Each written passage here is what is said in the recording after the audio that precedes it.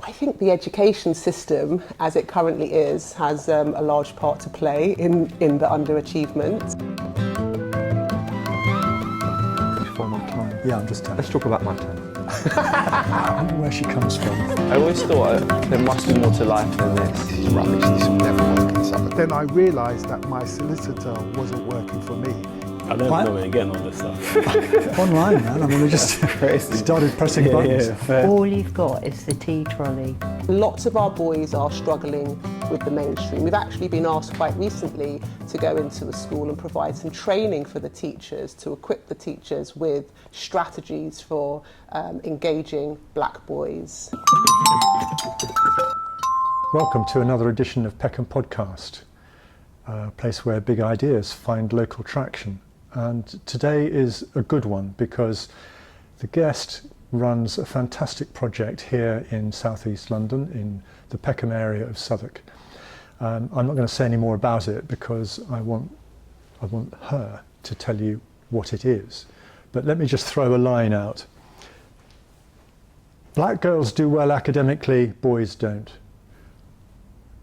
Right, okay, that's a challenging thought. Those words aren't mine, by the way. They come from Charlotte. It's something that you mentioned in passing, Charlotte Prendergast. You run Southside Young Leaders Academy. What is it, and where do you come from to create SYLA? Southside Young Leaders Academy is an education organisation. It was set up 17 years ago by a former head teacher who was working here in South London, Pat Walker, alongside her husband, Andy Walker. And it was set up really to address the continuing crisis of underachievement in black boys' education. And the charity largely focuses on building character and helping boys to, develop the leadership and life skills required to pursue positive life paths and essentially live out their dreams. So, I mean, I know that you've been in education a while overall. Have you always been aware of this issue of underachievement? Oh, acutely, yeah. Well, my career in education spans over 2 decades. It began 2002 as an English teacher. I worked in a college in West London, and largely my cohorts of young people were children, mainly boys, that had failed or had been failed by the mainstream education system, and they had left school with low GCSE. So they came into a further education setting to find another path. Many of them had to resit English GCSE, so I was their English teacher. And I did that for 4 years.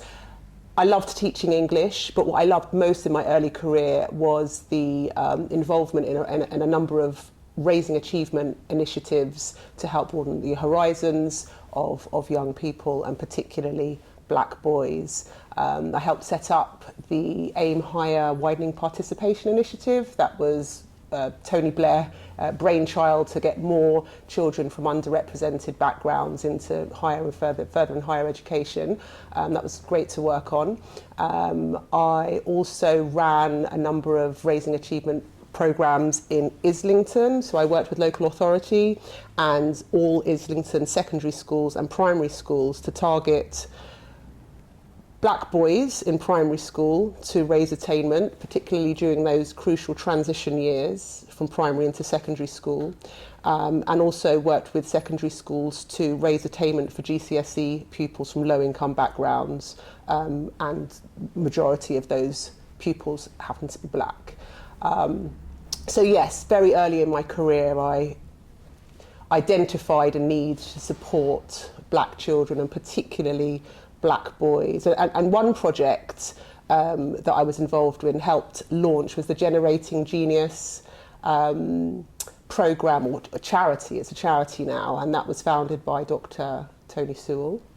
I was part of the team that helped launch that project in, I think it was 2004. We took 15 boys from across the UK. They had to apply. It was like a competition, so they wrote a letter, an application as to why they should be selected for this project. And we took 15 boys over to Jamaica, and they were taught science. It was a STEM program. Generating Genius is a STEM program, and so we went to the Mona campus, University of West Indies in Kingston, and these 15 boys were taught by black scientists and professors. They were mentored by black undergraduates. They were exposed to new cultures and to develop their cultural capital and social capital. And I remember one of the highlights was boys being invited to attend a dinner at the Prime Minister's house with the then Prime Minister of Jamaica. So they had these incredible experiences, and actually that was a transformative experience for these boys.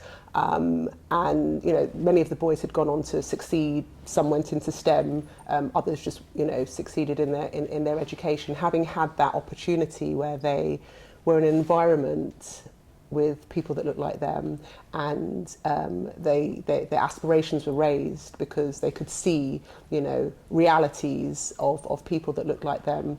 And so that's something that always really stood out for me. It was that experience with those boys, and I've continued to use some of those principles and approaches in projects that I've set up over the years. Now that sort of phrase, that looked like them, speaking as a white man, I find that has a strange tone around it, because we have Chinese children who are clearly very motivated for some reason to achieve academically and do very well, and I believe Indian youngsters similarly. At the bottom of the pile we have white working class. Have you any idea why that might be, that the white working class, similar to, in some respect, but perhaps slightly worse than in achievement terms, to the young black boys that have got your attention? Okay. What's going on? Well, I think the commonality is that in both cohorts, they're boys, white working class boys and black boys, who are also at the intersection of, not just gender and class, but also race. So that comes into play as well. I think the education system, as it currently is, has a large part to play in the underachievement, as opposed to the boys themselves. I think that, and actually one of the reasons that I haven't returned, just to go back a few steps, having had a career in the UK and focused on the achievement of black boys, I went to live and work in Ghana. I was there for 7 years. I worked in 2 international schools, actually, one as a head of department and another as a head teacher. But alongside my professional day jobs, I did a lot of work and set up some projects for children in rural Ghana. And there was one literacy project that I took out into the villages called I Have a Dream. It does link to what you've asked me, so I'm just going back a bit. But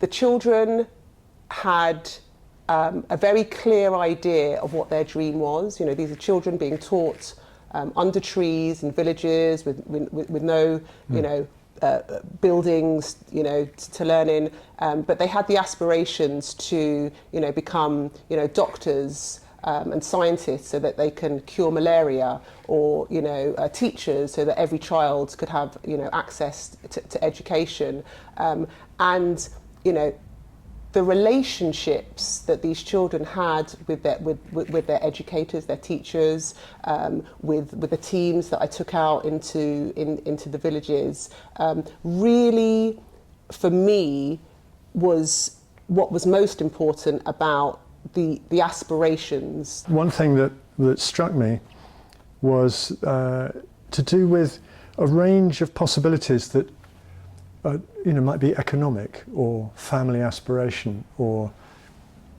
geography. These are all things that Sewell points out in the concluding remarks of his report in that Commission on Racial Disparity. And I know you felt slightly dissatisfied with that report. although he's clearly a high achieving man in his own way. And it's interesting that on that commission, 10 out of 11 were not white. And yet, one of them I knew a long, long time ago. He was at London Weekend Television, and he's now chair of the BBC. I'll come back to a sort of response to that report and how that relates to or connects to black boys' achievement or underachievement in the mainstream. But looking at the two cohorts of white working class boys and black boys, many of which are from working class backgrounds because they, as I mentioned earlier, are at the intersection of, you know, gender, class and race. But I think a lot of the issue comes from the curriculum itself. You know, I moved out of the mainstream education sector more than 10 years ago now. I mean, I worked abroad and returned to the UK, but made a conscious decision not to go back into working in a school. It's not working for our children as it is at the moment. I think that the curriculum, current curriculum as it is, and thanks to the, you know, previous governments, including ministers like Michael Gove, who have brought the curriculum to a very narrow place now. You know, it's narrow, it's restrictive, and I think that a lot of fun has been taken out of learning and inquiry and, you know, engagement. And I think that boys in particular are bored at school. They're not being engaged in the curriculum. What they're learning is not relevant to them. You know, I think that, you know, do boys want to sit and learn about iambic pentameter when they could be having a great time having a debate and developing their oracy skills? You know, our boys at Southside Young Leaders are excellent debaters, and, you know, when you tell them they're going to do an English lesson, you know, they shy away. You tell them they're going to be involved in a debate and they get very excited about that, and you know, things like that are missing from the curriculum. And they can develop arguments then? Absolutely. You know, our boys are intelligent. You know, we've taught them how to, you know, construct a clever argument, and they rise to that. They're brilliant. They embrace it. We recently had a debating competition against another academy, and for the second year running, our boys won because, you know, they have a lot to say. And what age group? 8 to 16 are young leaders. Last year, the debate competition was for our older boys, 13 to 16. This year, it was for our younger cohort, so 8 to 13. And they were absolutely fantastic and stood very confidently on the stage, articulated their, you know, their arguments and won the audience over. And can they respond to challenging points that come at them, or is that not within the format? No, absolutely. You know, we took questions from the audience, difficult questions. They didn't always have the answers, but they could respond, you know, and give a valid, you know, response to the questions that were asked. Yes. Okay, so getting fun back into the curriculum. I know that magic little word, fun. I get debate and so on, but some things just need to be taught, don't they? Or you need to plough through if you're going to develop a capacity to geography or aspects of history, whatever. I think it's the way it's taught. You know, I think lots of boys in particular who learn quite differently to girls. Lots of our boys are increasingly being diagnosed with things like ADHD, you know, behavioural issues, when actually, you know, I think a lot of it is to do with their frustration of sitting in a classroom for 7 hours in a blazer, you know, and not having that freedom to move around, to explore. You know, our boys are, you know, more inclined to want to build a robot, to calculate the risks of jumping out of a tree at an outward bound activity centre. These are the types of things that we do with our boys, you know, or working as part of a team to set up a business, devise a business plan and think about how they're going to, you know, find investment and, you know, build a product or design a product to take to market. This is what excites, you know, the boys that we work with at SYLA. And so I think that they're bored at school and they're frustrated at school and misunderstood. And I think, you know, a lot of black boys in particular, and I know that this is where I bring in the race, you know, are misunderstood and often sort of viewed as aggressive. They're stereotyped often as, you know, angry and aggressive boys, when actually they just need a safe space to express themselves, something that we do at SYLA as well. Often they're afraid and quite vulnerable, and some of the behaviours that are presented in schools, which can lead to exclusions, is often just the front for their vulnerability and fear, and they don't have those spaces in schools to explore these issues. You know of the film Change of Thought that I put together because you invited me in to run some sessions using it as the basis. And the boy who turned out to be the centre of that spoke very articulately and eloquently about the risk of permanent exclusion from school and the way in which teachers would suddenly be taking no interest in certain types of young person. Why isn't it safe to be a child here in South? There has been cases of boys in my school who, the teachers they looked down on them, they didn't want to help them, and they just got a section, then it's like they got picked out of everyone else, and then they just life went down, and then. Because I suppose they'd been deemed to be unlikely to come in with any useful grade, and so they weren't worth pursuing. Now that seems to speak about education as business, and that's why I opened up with that remark, which was quoting yourself, black girls do well academically, boys not. And there was an educationist that I bumped into 25 years ago, and he said the end of education is character, and I thought that's a beautiful way of putting it, because that embraces the wide open potential for the young person, and it roots them ready for life. That's at the heart of what we do, you know, character education. So we have developed a curriculum to focus on emotional literacy.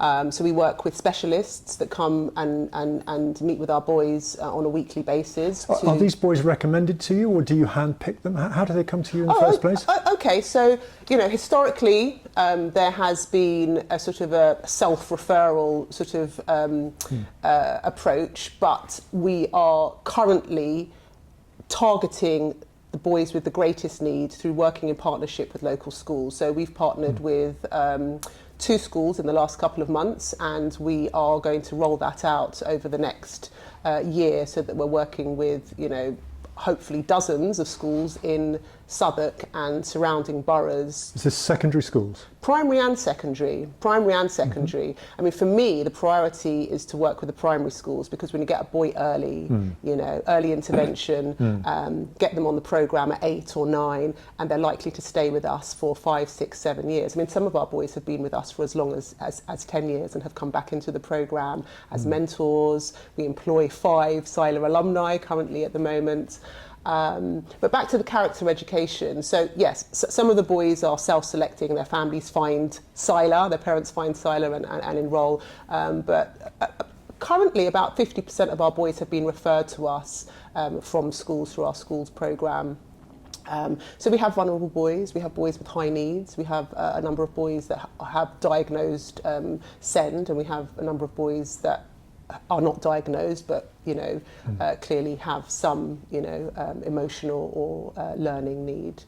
But really just working with them to give them that space, safe space, to be able to explore issues that are important to them, and learn how to self-regulate, learn how to desist conflict. Lots of our boys are highly vulnerable to, you know, conflict.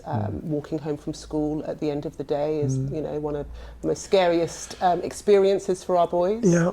You know, and to be able to give them the tools to be able to negotiate and, you know, cleverly and sensibly disarm, you know, potentially a threat on their lives. So, you know, that's a part of our character education programme. We do mentoring, so we have a peer mentoring programme. And we also employ, as I mentioned, SYLA alumni to work as mentors Yes, that's great. on the programme. We do a lot around sports. I've always loved sports. They're very sporty, active, but our sports curriculum focuses on leadership. So we're teaching leadership skills through sports.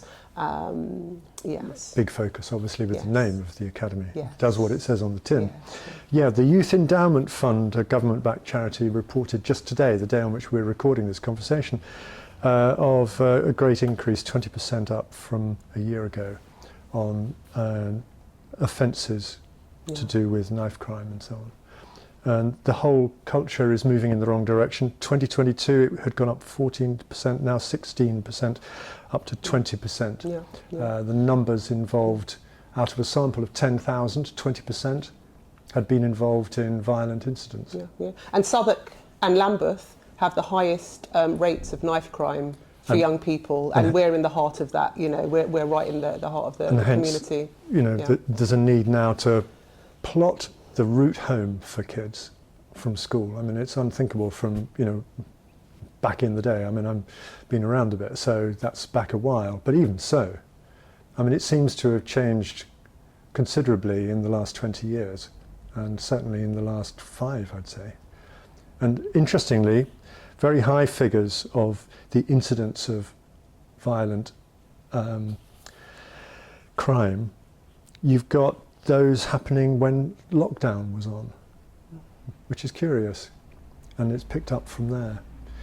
So there is a major thing and a crossover from gang culture or whatever. And are we talking about parenting absent in the degree to which it had been a factor in young lives because of economic pressures on parents to to a degree, but actually we are addressing that, you know, and I just want to, you know, say that yes, our boys are vulnerable to knife crime, they're vulnerable to youth violence, they're vulnerable to getting involved in, you know, criminal activity, but we meet a boy before he's got involved in those, you know, activities. So we're looking at prevention and preventative measures, and we do that through partnership with the family. You know, the parent engagement is a huge part of the way we work at Southside Young Leaders Academy. So, you know, fortunately, our boys are not victim to, you know, violent attacks, because, you know, we're equipping them and their families with that, you know, knowledge and skills and strategies to be able to protect themselves, you know, from the threats that they're privy to. I think intervention, Yes. you used that word a little while ago, and I think that's absolutely crucial. And when I did an event back in February where you attended one of the smaller sessions, it was in this space, funny enough. Intervention was a watchword for me in that. And so there's Doreen Sinclair McCollin with her Elevated Minds project, and she's interested in finding aspiration out of the potential that young people have. And that's what I want to focus on, you know, and that's what we focus on at Southside Young Leaders Academy, is about the aspiration. You know, there's a lot of focus currently on, you know, and a lot of publicity around, you know, the negative behaviours of black boys, you know, the victimisation of black boys, the criminal activity of black boys, you know, and there's less and not enough, you know, talked about the, you know, to celebrate the achievements of boys and to look at the aspirations of our black boys and to look at the destinations and the progress of our black boys. And so that's what Southside Young Leaders Academy exists to do, you know, to provide those opportunities and to celebrate the successes of our young leaders. Yeah, we need to, as they say these days, take back the narrative. And absolutely. The mainstream media, I've had a beef with it for decades about the negativity which tends to wash over it and through it. We don't hear positivity enough. For some reason it seemed to me by our, you know, superiors and journalists that achievement and positivity wasn't a news item, which is, I agree, is a strange take on life. I agree. A friend of mine who went into factual television and got into a good high level, I looked at her one day and I said, you know, where's the positive in mainstream news bulletins? And she literally pointed me at the nice fluffy item that would be pinned on the back end of a half-hour bulletin. It would be the last minute or 30 seconds. But the negative press just perpetuates, you know, the issue around the stereotypes, you know, and, you know, going back to, is race a factor in the underachievement of black boys, or racism a factor in the underachievement of black boys? Yes, it is. Because when the media portrays black boys in this very negative light, you know, teachers, educators, the system, the police, you know, have a perspective and an impression of black boys, and that's not an accurate and representative impression or you know, perspective of black boys. So I think absolutely it's important to reclaim the narrative and change the narrative, and that's what we seek to do at Southside Young Leaders Academy. You know, our boys come in on a weekly basis, they're entrepreneurs, you know, they're future community and business leaders, and we're seeing this. And we want to find avenues and ways to be able to promote the great work that's happening and the successes of our boys. You know, recently a group of 13 to 16-year-old boys set up their own company. They formed a board of directors. They secured external investment, so they got some money from investors, and they developed a product. It was a mobile phone case. Okay, it's not revolutionary, but they, you know, they designed them and, you know, put on some really snazzy graphics. They ordered stock. They all by themselves, you know, with the support of our team and a business mentor, but largely it was, you know, led by our young leaders. And they went and sold their products at a trading market in West London, at the Portobello market, which is a, you know, famous, you know, market which attracts a lot of tourism and you know, and they made a profit. You know, they made a profit, and they, you know, they've invested their profit, you know, and they need to be celebrated for these, you know, incredible outcomes, really. You know, there were lots of adults that couldn't get themselves together to set up a business, but, you know, 8 young men, you know, set up their own business. Did the story get onto social media?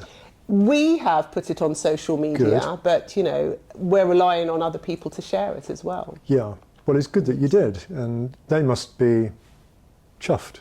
Absolutely, absolutely. I mean, it's experiences like this that raise the self-esteem of boys, and particularly, you know, black boys. You know, that's the business that we're in. Black boys. You know, I think the education system currently, as it is quite demoralising for a lot of black boys and just boys. You know, there's a lot of focus on their failure and not enough on, you know, their successes, because by the schools. By the schools, you know. I mean, children, and particularly boys and black boys, are failing in the mainstream education system, or being failed by the mainstream education system. So if they're not coming out of school with, you know, 8, you know, GCSEs above, you know, grade 7, they feel like a failure. You know, some of them are coming out with maybe 5, some maybe only 4. They're deemed as being a failure, or having failed in the system. Terrible.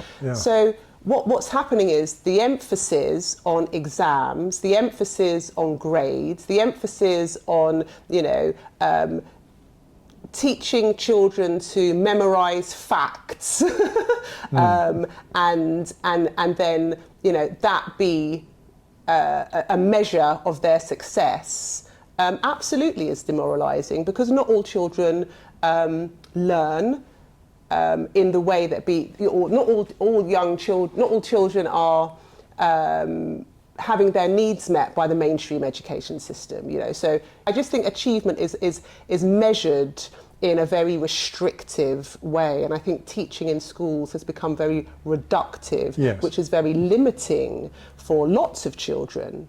Well, it completely excludes Yes. the whole notion of character. Absolutely.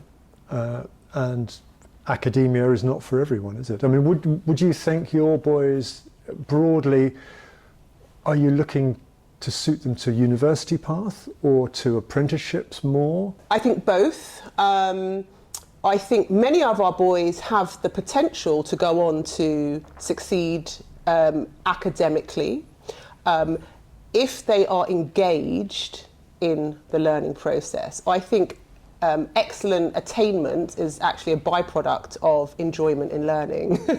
So when a child is able to engage in enriching learning experiences across a broad curriculum, and that's not just lots and lots and lots of subjects, you know, that's different ways of learning, you know, off-site, you know, engagement with, you know, the world of work, field trips, enrichment activities, whether it's sports, music, drama, all these things that are being stripped out of the curriculum at the moment. And, you know, schools consider these as the peripherals, you know, the nice to haves, but we don't have the budget for it. But actually, you know, lots of these add-ons or considered add-ons are actually essentials. And that's what we offer at Southside Young Leaders Academy.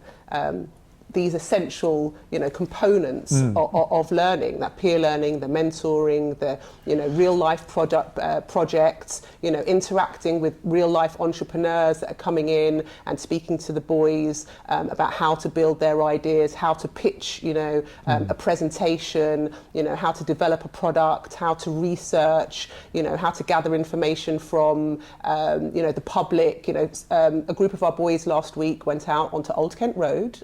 This is part of a social action project that they're doing. They were taken to Old Kent Road as part of their market intelligence activity to ask the general public their views on social issues in the community that are important to them. And so the boys came back with that research and are now going to provide a response in the way of you know, solving problems to the issues that the local people feel, you know, are important to them.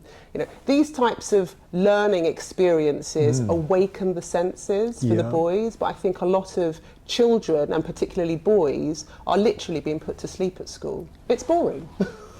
Two of the people we've spoken to along the way in this series, Dave at the beginning, Dave Walker, is a mediator, and he practices peer mediation, where he teaches kids at school, sometimes as young as 10, but I think the majority will have been teenagers, sort of mid-teenagers, 15 plus.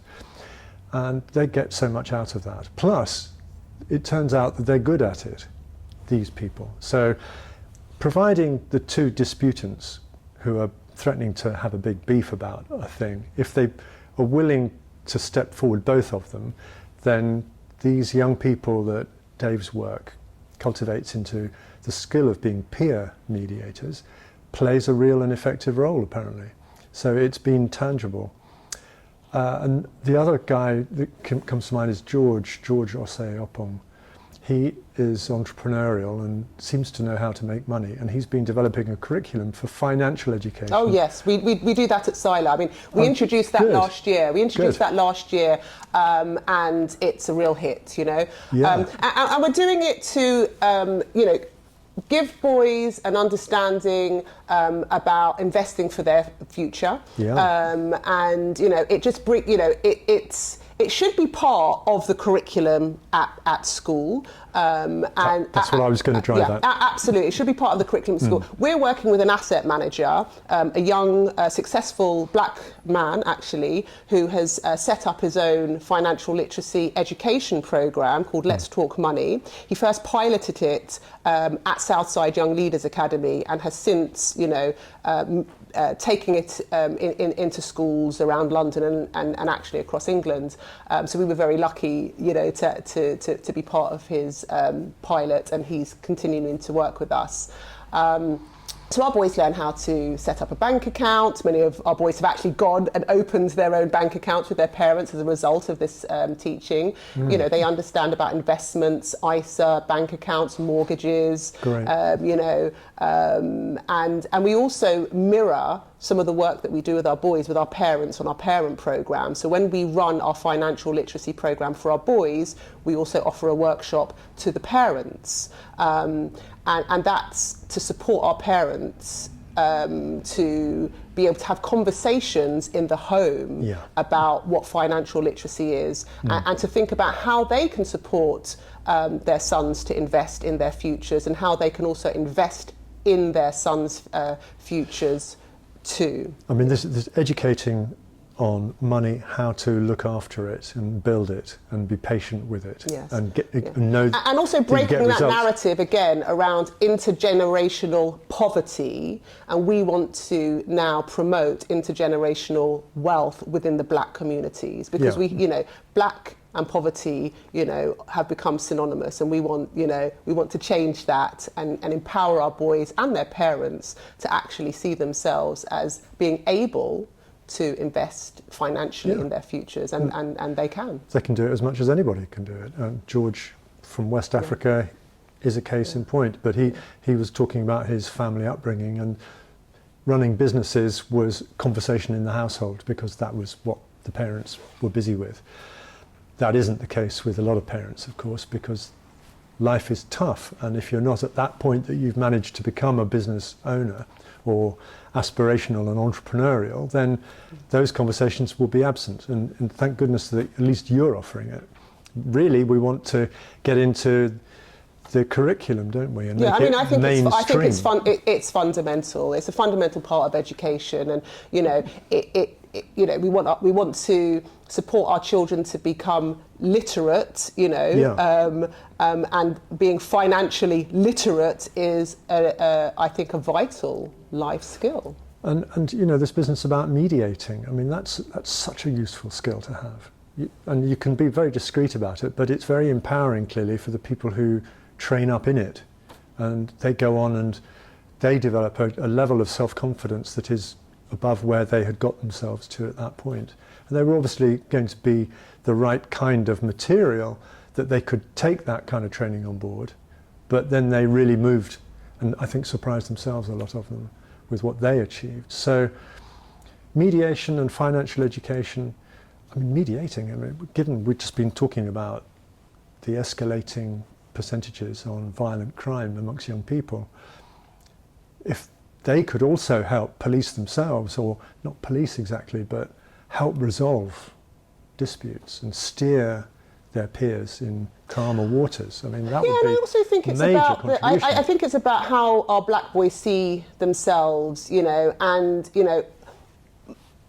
our black boys at Southside Young Leaders Academy have such positive self-regards that they feel that they do not need to engage in criminal activity and and knife crime. Do they and come youth in with violence. that level of self-regard? No, not always. Not always. The younger boys, I think, are more malleable, and they haven't been exposed yet. When you're coming into Southside Young Leaders Academy as an 8-year-old boy, thank God you haven't, yet been exposed. Some have, but largely, at 8 years old, you're still quite innocent. When we recruit older boys, say 13, 14, yes, we do recognise that they've come in with experiences, either having been in situations where they might have been exposed to a threat, or perhaps in sort of early stages of being coerced. Criminal exploitation is huge. The issue around county lines for our boys, it exists. But there are different cohorts of young men out there, and I think that the ones that are coming to Southside Young Leaders Academy, we're getting them early enough, to be able to prevent them from going into these, more negative, pathways. What, the 8-year-olds? The older boys, and absolutely the younger boys, That's early enough. Early intervention is absolutely key. And at 8, we have more success with engaging that boy's parents as well. Right. And once we're able to engage the boy's parent at the age of 8, they are more inclined to stay with us and in our programmes through the duration of their son's time at Southside Young Leaders Academy. So that partnership work is absolutely crucial in educating a child and seeing a child through their educational career, and from childhood into adulthood, those key transition points. The session I did at SYLA with this film, one of the 4 was for the parents, and the parents on that particular occasion were all the mothers. Is there anything in that? Was that unusual, or do fathers sort of hold back? No, it's not unusual, and it's something that we really are trying to address. At any event, I would say about 80% of the parents are mothers. And so the absence of the father is an issue. It's an issue in the community.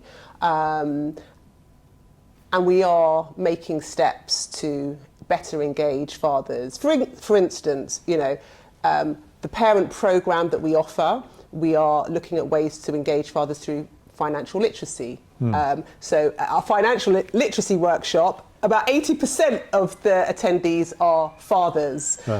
We also do an annual Dads and Lads Day where we invite fathers to come in and participate in an activity. It might be a physical activity or a sporting activity.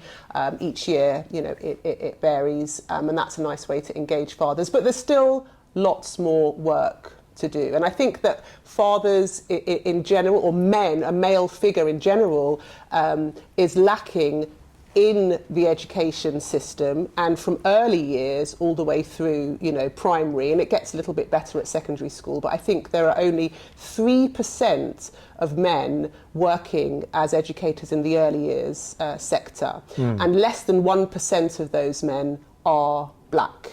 I think the figure moves to 13% of teachers are male in primary schools, which is better, but not good enough. And then it does increase a little bit in secondary school as well. But there's still an underrepresentation of men and an underrepresentation of black men in the education sector. And then this is also mirrored in what happens at home in fathers' involvement in their sons', educational journey as well. So it's a big issue. Is that common across Caribbean and African heritage boys? Is there a differentiality? I think we see it more in the Caribbean communities. What, the absence right. of the male figure. Right. How do you read that? Is there anything to read into that, or do we just say, oh, well, that's how that is? But is there anything that can be addressed? You can't tell somebody to do something they don't want to do, particularly at that age. They're formed, aren't they? It's about keeping the conversation going. It's about continuing to provide opportunities for fathers to engage in their sons' education. We're working with a psychologist at the moment. We have more challenge in engaging fathers from Caribbean communities. I think also in the African families, culturally, a lot of the sort of caregiving in and the sort of raising of the children tends to fall to the mothers, but there is a father in the home, which isn't necessarily always the case in Caribbean families. How do we address that?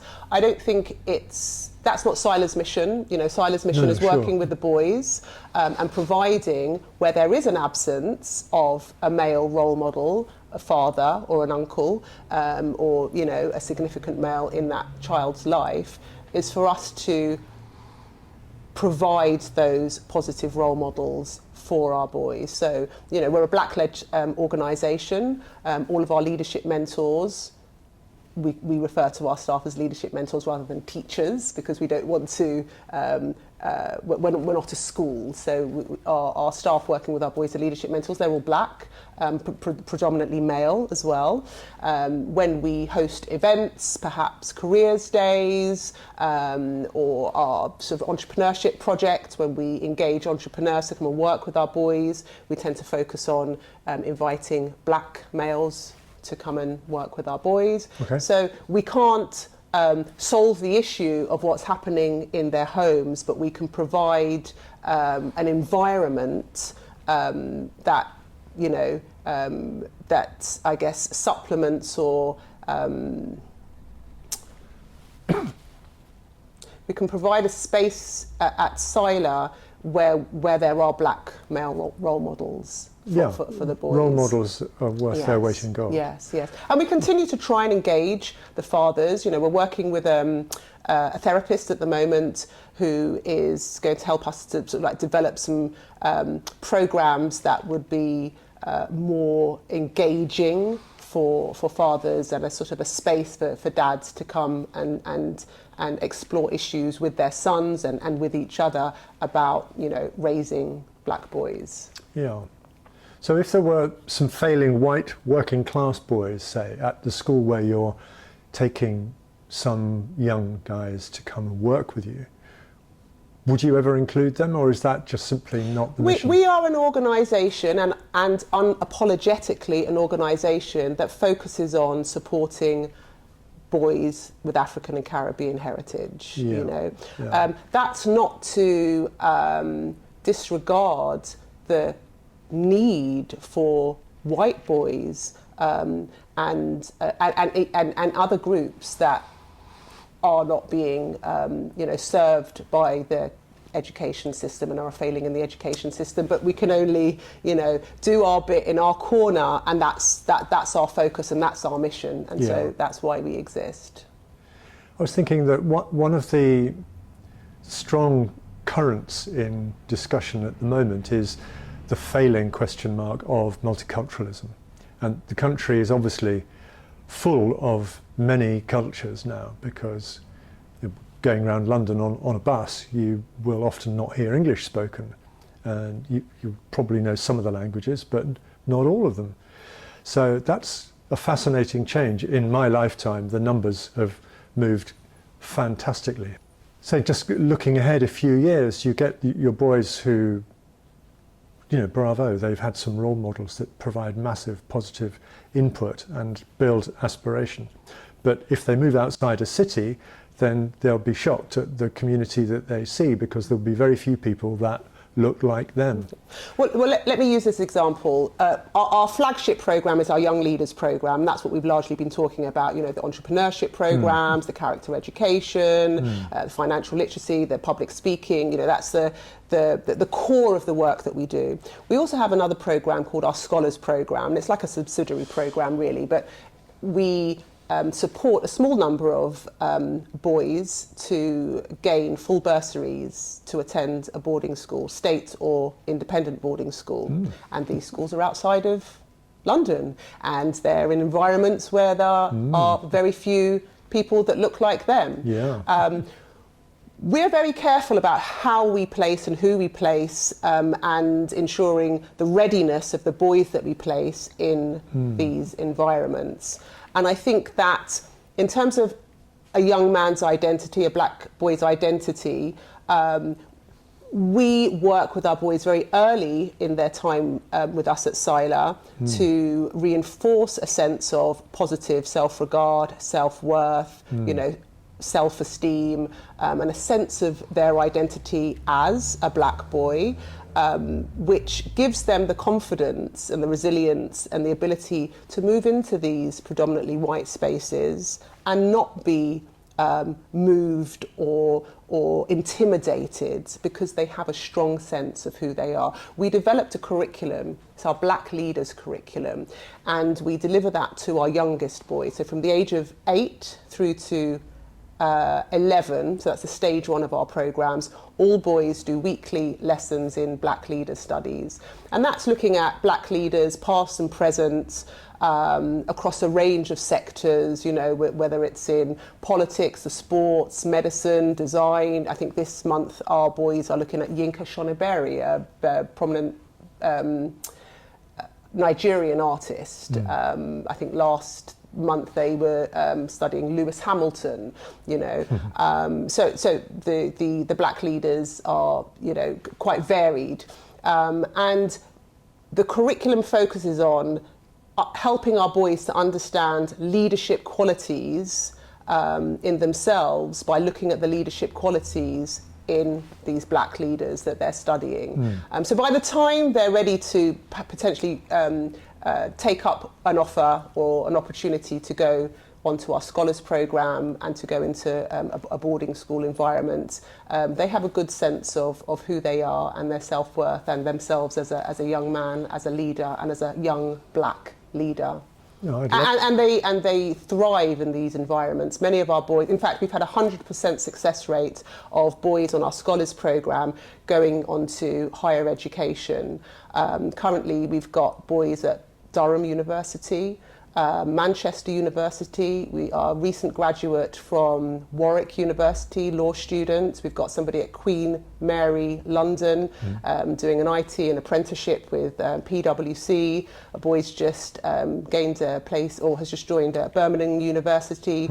So they're experienced a transformative education, and they have already gone in with a sense of, you know, their identity and who they are, and that's helped them to navigate those difficult situations. And whether they go on to our scholars program, whether they stay in London, whether they, you know, go into, you know, something completely different, we've, you know, instilled in our boys that sense of, you know, self-worth and confidence, and and that goes far. Yeah, that goes far. All boys need that. All children need that. We're talking boys. Yes, so I was just absolutely, all boys need that. You know, and you know, referring back to the conversation that we started earlier about black boys and white boys, I think that, you know, the underachievement of white boys is, you know, boys are disenfranchised. You know, they lack a sense of self-esteem. You know, and so absolutely, they're universal issues across, you know, boys in schools.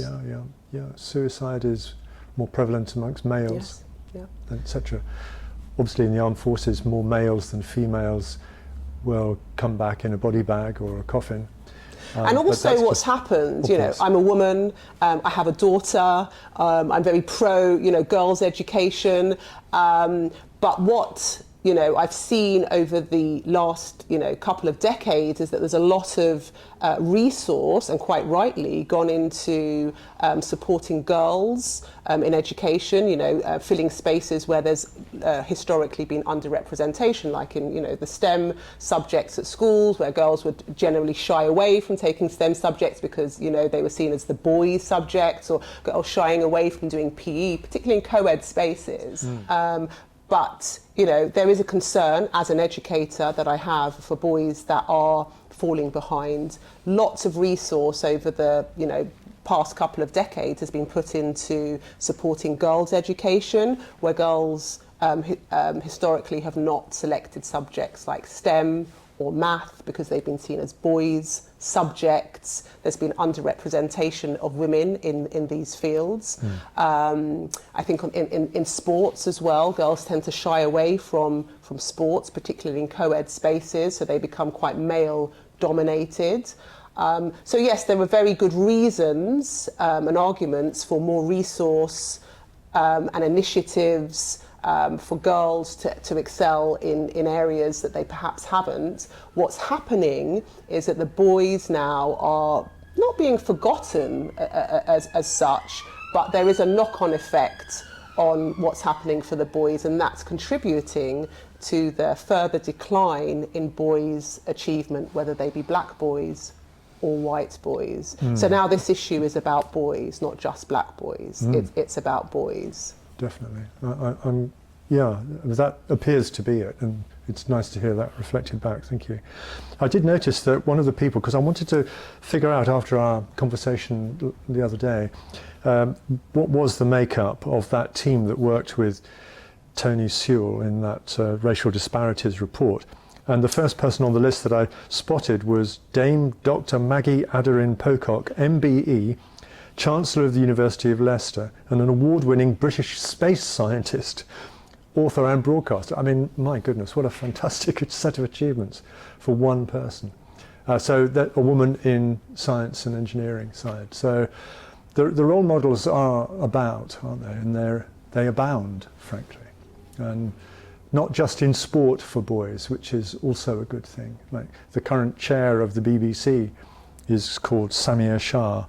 He's a CBE, and I saw the early part of his career when I was in television a time ago. So it's very nice to see these people come around, and there they are, climbing the tree and making their way to the top. So it's all there to be achieved.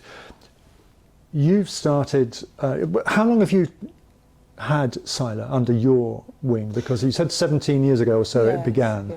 So I took over as CEO 3 years ago. Yeah. And interestingly, before I became the CEO, I was in the process of setting up my own education charity. So I'd made a decision to move into the charitable sector. Before I came into SYLA, I was heading up creative writing and literacy education programs in schools across England, 60 schools across England.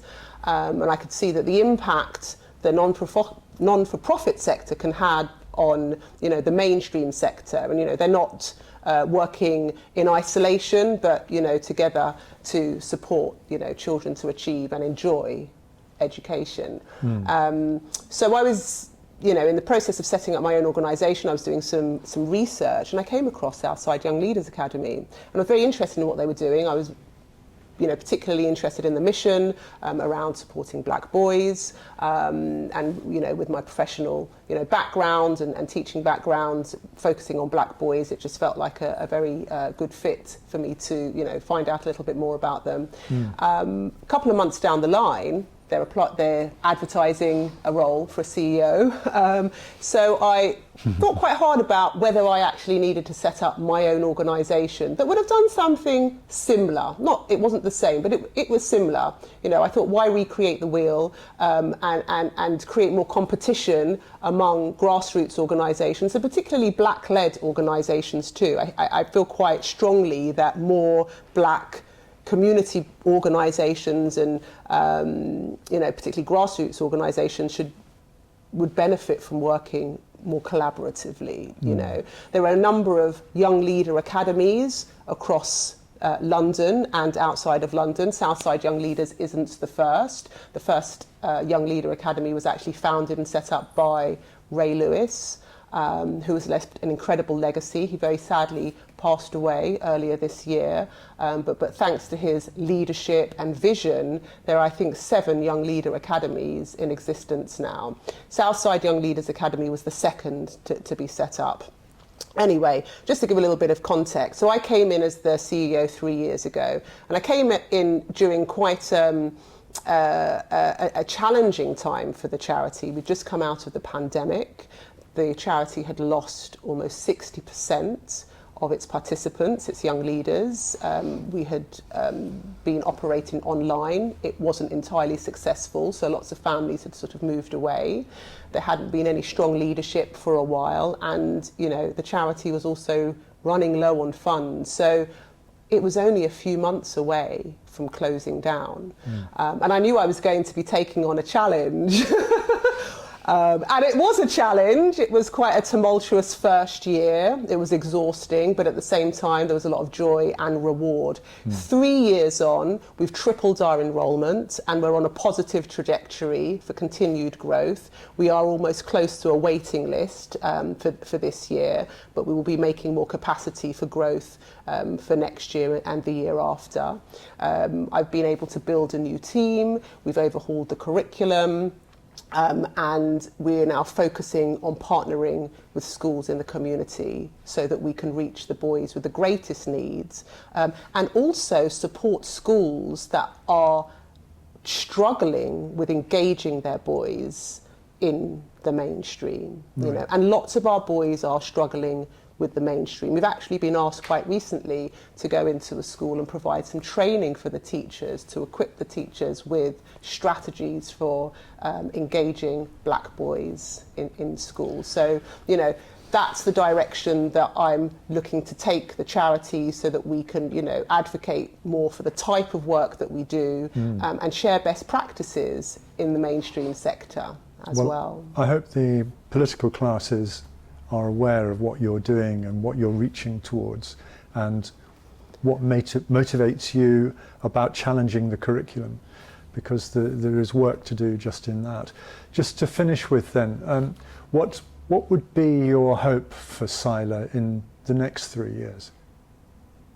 Growth.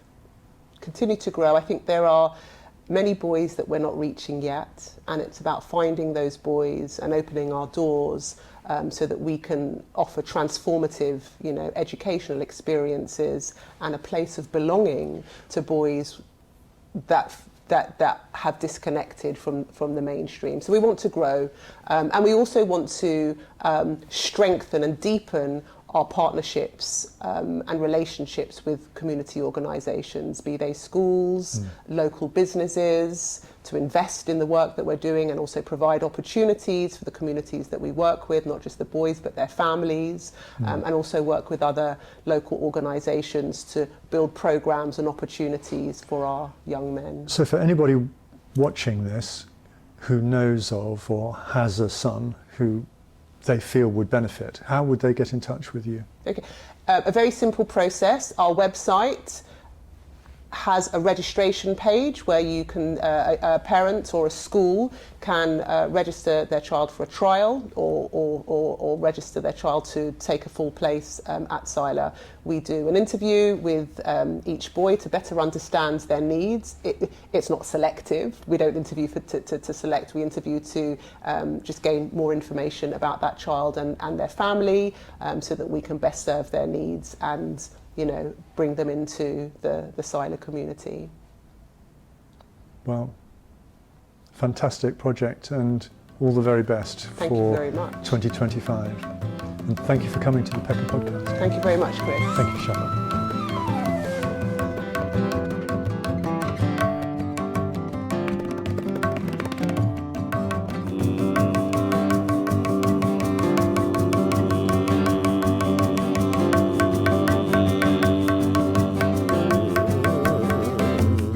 They need to be celebrated for these, incredible outcomes, really.